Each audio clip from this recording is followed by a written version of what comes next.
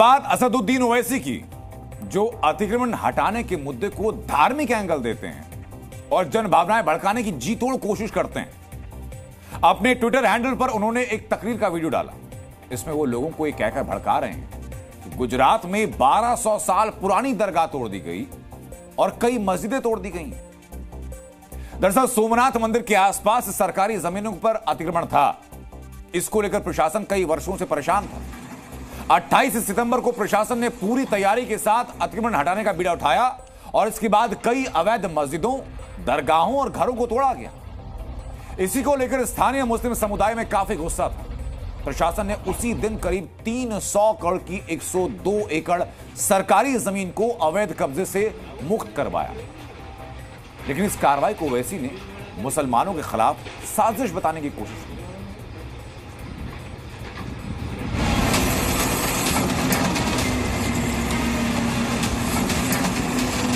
अतिक्रमण पर कार्रवाई क्या हुई, ओवैसी के लिए तो जैसे चटपटा मजहबी मसाला तैयार हो गया।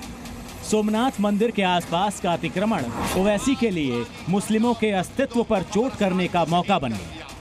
होश में आओ मुसलमानों, जो मुसलमान मोदी के इस लाए हुए बिल की तायीद कर रहे हैं, मैंने अपनी तकरीर में कहा था कि जब तुम्हारे बाप दादाओं की कब्रों को मिस्मार कर दिया जाएगा तब तुमको तकलीफ होगी। सोमनाथ मंदिर के आसपास सरकारी जमीनों पर अवैध कब्जा करके कहीं दरगाहें, कहीं मस्जिदें तो कहीं मकान बनाए गए। ये सब कुछ अवैध निर्माताओं के प्लान के मुताबिक चल रहा था, लेकिन अचानक एक दिन कब्जे का ये मास्टर प्लान जमींदोज कर दिया गया। हिंदू धर्म नगरी में सरकारी जमीनों पर अवैध रूप से 9 से ज्यादा मस्जिद और दरगाहें बनाई गई थी। यही नहीं, 45 पक्के मकान भी बनाए गए थे। सरकारी बुलडोजर ने अतिक्रमण करने वालों के दंभ को एक ही दिन में तोड़ दिया। अवैध रूप से बनी मस्जिदें और दरगाहें टूटी तो विवाद होना तय था। ओवैसी ने मौका देखकर मुस्लिम समुदाय की कमजोर नस को दबाया। वहां के मुकामी कलेक्टर ने 27 तारीख को 28 सितंबर को सुबह 5 बजे बुलडोजर लाकर रात में कमेटी के लोगों को बातचीत करने के बहाने बुलाकर गिरफ्तार करके 1200 साल पुरानी दरगाह और मस्जिदों को, कब्रिस्तान को शहीद कर दिया।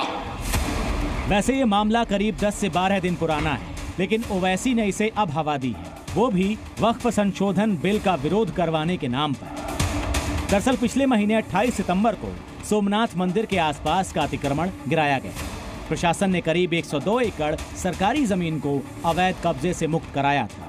कार्रवाई के दौरान हंगामा भी हुआ और इसको लेकर 150 लोग हिरासत में लिए गए। बुलडोजर एक्शन पर मुस्लिम समुदाय पहले हाई कोर्ट गया, लेकिन वहां राहत नहीं मिली। फिर इसके बाद सुप्रीम कोर्ट गया, जहां 16 अक्टूबर को सुनवाई होनी। मुस्लिम समुदाय का तर्क है कि बुलडोजर एक्शन सुप्रीम कोर्ट के आदेश का उल्लंघन है।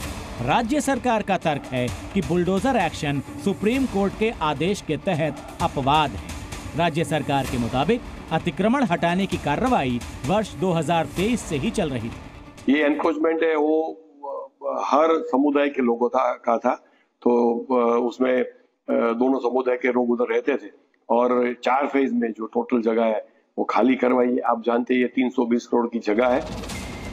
राज्य सरकार का मानना है कि समुद्र से लगी हुई सरकारी जमीनों पर अतिक्रमण होना राष्ट्रीय सुरक्षा से खिलवाड़। इसी वजह से सोमनाथ मंदिर के पास समुद्र के किनारे लगे हुए जितने भी अतिक्रमण हैं, उनको हटाने के लिए बुलडोजर एक्शन लिया गया।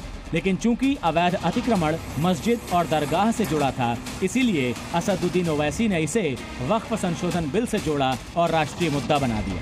यहाँ की एक दरगाह को उन्होंने 1200 वर्ष पुराना बताया।